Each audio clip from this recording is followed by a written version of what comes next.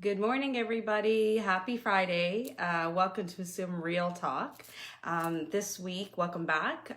This week, I'm talking about squashing the stories. And so, what I'm talking about is really about how squashing the stories, we all have them. You know, we all tell ourselves some stories about not having enough time, having stories about not really making the time for ourselves. A lot of us have told ourselves stories that I'll get to it later. And a lot of us tell ourselves stories around, it doesn't matter, I'll get to it later. Or some of us tell ourselves the story that we don't matter. And so what I will tell you, Real Talk, is about having the courage to tell yourself that you do. Real talk is about having that conversation with yourself and squashing the stories that are holding you back. Those stories are things that are almost like blocks in our life. And those blocks are stopping us from evolving to being the best version of ourselves. And so today's Real Talk is really about how do you squash those stories. What I will tell you is last week I got a lot of messages and a lot of encouragement. So thank you all for taking the time and connecting with me. I heard a lot of, shared stories of what people have been feeling and how long, they've been feeling a certain way. They're not too sure. A lot of people were searching, talking about, I'm still on my search. I'm trying to think about, how do I start? How did you start, Sapna? Where did you kind of take your inspiration from? And so first of all, I just wanted to say thank you for having the courage to share with me, because that was very inspiring and I really appreciate that. But it also made me feel compelled to share with you some things that I started with. I shared last week that this is a journey, right? And so I started this journey for myself 2.5 years ago, and it's still a work in progress. I'm still doing things to feed myself to have the best version of me. And what I will first tell you is it's a personal development journey. And what does that mean? It's personal. It's something that I need to do for myself. And it's not one size fits all, right? It's not going and saying you have a size 8 shoe, this is a size 8, this is what you do. And so really it's about your journey. And it's about you, and it's nobody else's. So, here's some real talk. It is not about what your parents want for you.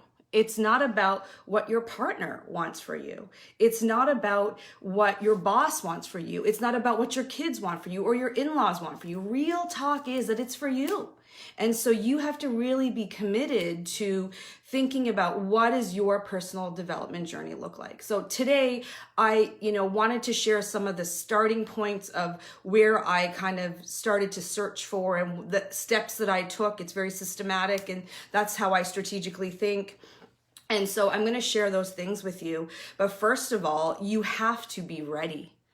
You got to say, yes, I'm worth it. And I am ready to work towards living towards the best version of myself, not at what anybody else thinks that I should be doing. And absolutely, you have thought partners, you have guides, you have all these people in your life, but you have to take some of those pieces and make it about you, because only you know what stories you tell yourself. Only you know what blocks are stopping you to becoming a better version of what you want to see. And so you got to ask yourself, what is it that's holding you back? What is it that you want to see yourself evolve in? And you have to think about, are you ready to do this every single day? Because you can't do it Monday, Tuesday, Wednesday, and then take a break. This is about living your best life. And so if living your best life is what you want, and you want to stop and squash the stories, what you need to be doing is be committed to you. And so you can't live in this place of wait and hope. Wait and hope for what? Wait and hope for someone's going to come and fix this for you? Wait and hope that this will fix itself? That's not going to happen. So what I would ask you, Real Talk, is what are you waiting for? And I had to ask myself that. Nobody is going to ring your doorbell and say, hey, Sapna, I've been looking for you. Let me help you live your best life. If you're looking for a life partner, no one's going to ring your doorbell and say to you, hey, there you are. I love you. I want to be with you. Let's go. If you're looking for the job that you really, really want, no one's going to ring your doorbell and say, hey, there you are. I want to give you a job and employ you. So you got to decide to show up for yourself. And so these are some things that I started off with 2.5 years ago to say, hey, listen, real talk, this is not you. And this is not how you feel. And you're not serving yourself. And there's a better version of me out there, but I got to do some work at it. So I'm going to tell you how I walked through the starting points and the jump off points of what I did. And what I will do is start off with telling you a quick story. Like a lot of other people, we have a lot of responsibilities. And one morning I woke up, I had a plan, I got downstairs, and the kids were spinning. And all I could hear was, ah, like it just sounded like chaos. And this one wasn't happy with her breakfast. And this one wasn't, arguing about this. And there was just chaos. And I was like, this is not part of my plan. Then I open a backpack and see a miraculous Zippy with homework in it. And I'm thinking to myself, shit, this isn't good. So I gotta go and I gotta have, there's lots of chaos going around and lots of spin. And, I live outside of Toronto. And so for me, every minute counts in the morning to get to Toronto because I gotta get to work and I got my plan and I gotta get on the 401 and gotta get on the 407 and gotta go. And a lot of stuff was happening, but we got the homework done and we got going. And so what I will tell you is I got in my car and I turned my music on and ready to take on the world. Like a lot of us can really relate to this. And so as I'm listening to my music, I can feel tears coming down. And I'm like, I told myself a story, why do I feel like this? And I yelled at my kids, I'm such a bad mom. And, oh, they need more time from me and I got to do better planning. And, I'm the only one who feels like this. Why me? And I'm thinking about all these stories and I keep spinning and spinning and spinning. And that chaos joined me in my car on my drive to Toronto. And so the tears are still going. And those tears turned into an ugly cry. And you guys know what I mean, like that, woo, like ugly cry.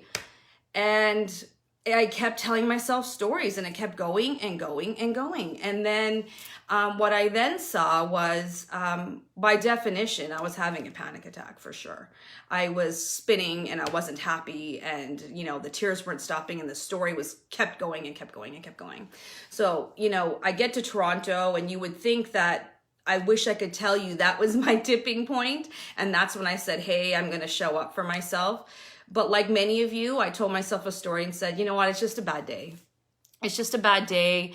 And I just cleaned up my face and went on with whatever I had planned. And it didn't deal with why I was feeling that way at all. And so I really, really wish that I could tell you that that's where I decided to step back into living my best life. And so I just kept going and I didn't address what I needed to address.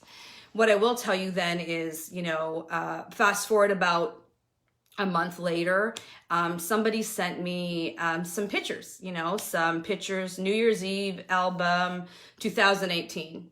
And there's a bunch of really great pictures in there. And I saw a picture of a woman. And she wasn't looking at the camera. She was dressed. She looked great. Her hair was done. Her lipstick was on. She had a great outfit. Her lashes were there. You could tell she put the effort into being ready to celebrate and enjoy New Year's Eve. But that woman didn't look present. She was surrounded by hundreds of people. You could see the party going on around her and she didn't look happy. She didn't look present. She was holding her daughter. She's not looking at the camera and she looked lost and she looked sad and she looked alone in a group of 100 people. Hundreds of people and hundreds of people she actually helped bring to that party. And so what I would tell you is that woman was me. So that's probably no surprise to you, but that woman was me. And when I saw that picture, I thought, is that what I look like? Like that was not what I thought I looked like. And it was a candid picture. And so I think the piece there was, I realized that there's something not clicking there for me. And why did I feel this way? And why did I look this way? And why wasn't I being grateful and happy with all the people that I love to spend time with that were in that room? And so what I will tell you is that's what my tipping point was, because I wasn't happy with my weight. So I had to do something about it. And I realized that with my weight and, in tandem, the emotional eating and stuff, there was stuff there that I had to work on. And so that was my tipping point. And that's when I started the real talk with myself. And so what I wanted to share with you guys is that, what did I do, right? Like a lot of people ask me, something, where did you start? So 2.5 years ago, I took a thought process that I use in my business. If I have to do over $60 million in a year, I have to make a plan, right? We all have to show up with a plan. And so I really thought about, how do I kind of make this plan work for me? And I'm a strategic thinker. So there was like 4 steps that I had to take. And so I'll share those with you. But what I will tell you is I had to ask myself some questions first. So what do I want to end up being? Like, what is the best version of me? And I'm a visual learner. So I had to think about, what does weight loss look like to me? What does that New Year's Eve party where I'm really am showing up the way I wanted to show up and be present and enjoy? How do I feel and what do I look like where I wanted to be? Then I also had to think about, what's stopping me? What's my block? What are the situations? What are the relationships? What are the places I go that don't serve me and that they're that block to me? And I keep doing them anyways for obligations or for whatever reasons. So I had to do that soul searching and really kind of start there first. And for those of you who work with me, you'll know that I'm talking about the results cone. I take that to my personal life. Just last week, we talked about getting a puppy as a family, and I use the results cone to make a decision. And yes, we're getting the puppy. But it's like this, right? I don't know if you guys can see it because I see a lot of comments here, but it breaks it down to 4 places. And I'm sure this is backwards for you, but it talks about the insights, the thinking, the behaviors, and the results.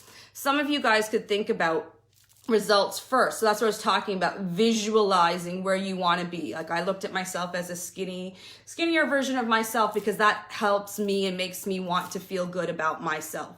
Gabby Bernstein talks about, it feels good to feel good, 100%. If you don't want to feel good, you probably, real talk, have some other issues. But everybody wants to feel good. So it feels good to feel good is one of the things Gabby Bernstein definitely always talks about. So let me walk you through 2.5 years ago how I thought about where I want to be and the actions I took. So the insights were, what is holding me back? What situations? What things are not serving me well? What are my blocks? What's making me emotionally eat or stress eat or all this type of stuff? And I really had to think about that and start with insights. The mistake I made is I talked there 2.5 years ago about only the things that weren't serving me well. The mistake I made is I needed to think about the things that bring me joy, because we need to do more of that. And I'll talk to you about that in a couple of minutes as well. But so I started with that thought process and the insights and digging deep. Then I looked at, the thinking, right? So what did I have to source out? The things that weren't serving me well on the blocks. There is tons of stuff out there that can help you be the best version of you. And so because of the place where I was, I really started to subscribe to Gabby Bernstein, to Rachel Hollis. I've added now Jay Shetty into the mix because those pieces really were helping me and I could relate to them. Again, this is my personal development growth journey. And so whatever you relate to, maybe it's Deepak Chopra, maybe it's, Dr. Shefali. And so those people are who you source out on. And what I mean by that is I started to read Gabby Bernstein's books.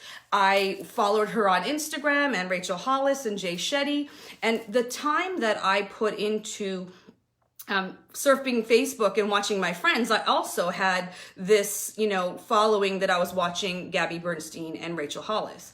I also decided I wanted to lose weight. And so I also adapted a ketogenic diet for myself, and I made it work for me, right? Like I wasn't all like high fat and like eating meat and cheese all the time.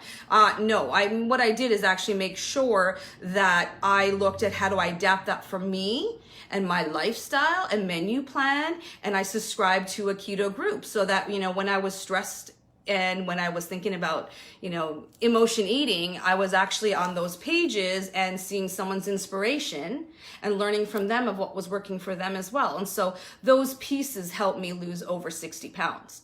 And so those places is where I really kind of thought about how do I source out my pieces and then shape my thinking.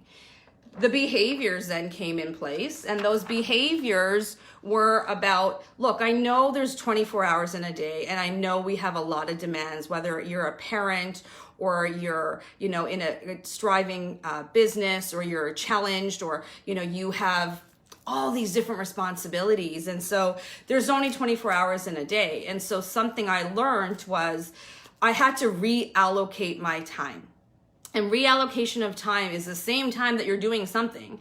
So Rachel Hollis talks a lot about habit stacking. And so all of us take a shower or a bath, and all of us brush our teeth. I put on my makeup in the morning. And what I did is I reallocated my time, and my behaviors were a little bit different. So as I'm taking a shower, I'm thinking more positive. I'm thinking about my day. I'm thinking about what's coming in front of me.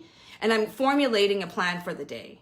As I'm brushing my teeth, putting my makeup on, I'm either listening to my magic mantra music, or I was listening to a podcast, listening to my audiobooks, or just taking a moment to listen to some music that brought me joy, right? And so I didn't add time to my day. I just reallocated time to my day.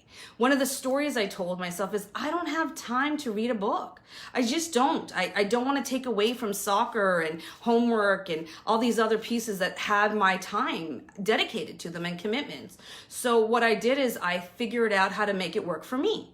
And the behavior I did is as I'm driving and commuting, a lot of us commute, I listened to audiobooks. And so, that was more productive time. So I reallocated my time. And the other thing with behaviors is seeking out people and groups and places that you can share, right? Part of the real talk is having the courage to share your journey and be able to make sure that you're learning from others, right? So as my friend is listening to Jay Shetty or Deepak Chopra, and she's sharing with me about her meditation, we're still having a drink and socializing and enjoying each other, but the conversation is more intentional, and it's about helping each other and breaking down the blocks and breaking down the stories. And so that's where the behaviors really came in play for me to make sure that I was committed and going back to those pieces. And so reallocation of time and sourcing out the right places that you need to be involved in. And with that came the results, right? So it's a big deal to me to say, hey, I want to lose. Let's just put out there, I want to lose 80, 90 pounds. Easy? Hell no, it's not easy. But those little milestones in your life, right? You want to go and work out. So start small. You don't have to run a marathon, but every time you set a milestone and you achieve it, then what happens is you got to celebrate it. You got to, my team sees me do this all the time. Give yourself a little kiss and say, hey, I did it. It's for you. It's not for anybody else. And the ripple effect, that positive vibes go on to so many other people. And you start to see the results and you start to feel good. And so as Gabby Bernstein says, it feels good to feel good. Rachel Hollis talks about, do things that bring you joy. Jay Shetty talks about, technology actually does help you stay connected, source, be part of the right groups, be doing the research, listening to the audiobooks. All those things can help you, and you put them all together. Those are little pieces of what I needed to take from them and formulate my plan for me, my personal growth development, my personal growth journey. And so what I will tell you is it's a work in progress, and there's some hard days, and you don't give up on those hard days. You don't give up on yourself. I keep that picture of that woman at the New Year's Eve party as one of my favorites. It's on my phone because I don't want to be her anymore. And I don't want to look at that picture and say, I didn't have the guts to show up for me. And when I look at it, I actually celebrate now and say, hey, you came a long way, but you still got more work to do. Just last week itself, I did some, a virtual seminar, because this is a process for you to continue to feed yourself. And, this results cone is how I approached business and saw great results. And that's where I applied even things like putting my son's birthday party together, family vacations and stuff like that. What I can tell you is I made some mistakes on the way, right? So I shared with you earlier that at this insights place here, I only first thought about what doesn't bring me joy, what don't I like, where am I finding the blocks, right? Like, why do I feel like this spin? What I forgot to do, and now I do now, is I forgot to make a joy list. And that's very much a big part of what Rachel Hollis talks about. And your joy list is not about like, I love, so these really lofty big things, right? The purpose of the joy list is, like, for example, on my joy list, it's about like, I love to have quiet time to have my coffee. I like to listen to my pump up song. I like to go on vacation. I like to have specific time with my family and my friends.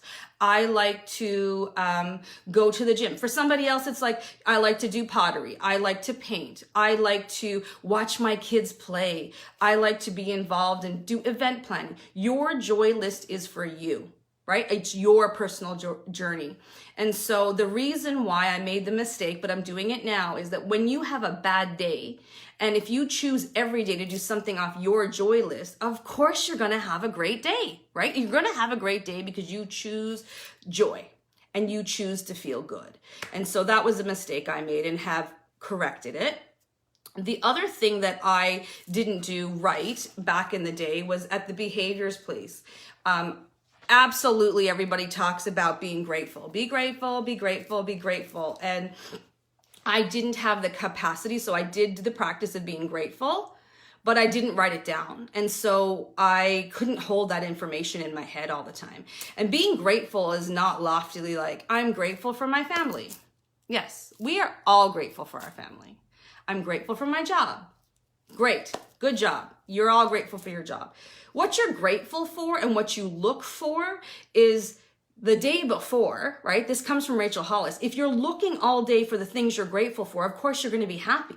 And so I now had to change my discipline of adding the 5 G's. So it takes 2 minutes every morning after I've started my day. I grab a book, it's the same book, and I just write the date, and I write 5 G's, just the letter G, 1, 2, 3, 4, 5. And I write the 5 things the day before that I felt grateful for. So I felt grateful for coffee. I felt grateful for a long drive in the sun. I felt grateful watching Shyle and Malia, my children, playing with each other.